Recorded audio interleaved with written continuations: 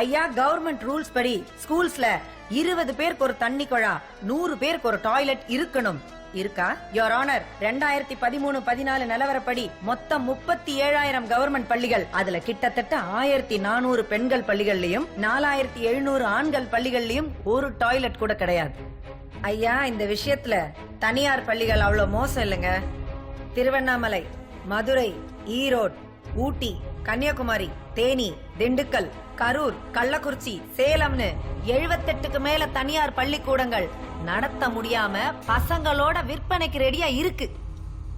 தனியார் பள்ளிக்கூடம் நடத்துறது அவ்வளவு ஈஸி இல்லைங்க.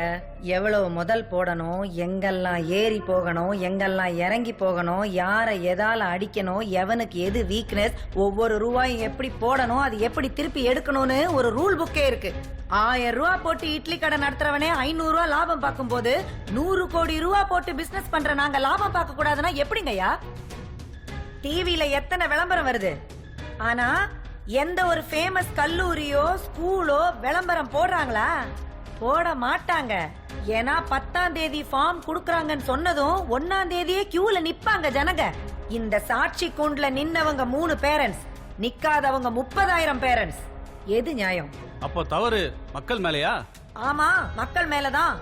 நம்ம மினிஸ்டர் சொன்ன மாதிரி நம்ம மக்கள் எந்த பொருள் வாங்கினாலும், அது மளிகை சாமான் ஆனாலும் சரி, டெலிபோன் பில் ஆனாலும் சரி, 3% கல்வி வரி கட்டுறோம். ஒரு சின்ன கணக்கு யுவர் ஆனர், நம்ம நாட்டு மக்கள் தொகை 128 கோடி.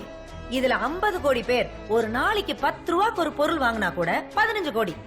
ஒரு நாளைக்கு 15 கோடினா ஒரு வருஷத்துக்கு 5475 கோடி கல்வி வரி கட்டுறோம். இதை எதுக்கு பயன்படுத்தணும்? கல்விக்கு பயன்படுத்தணும். ஆனா அது மக்கள் கேட்கலையே.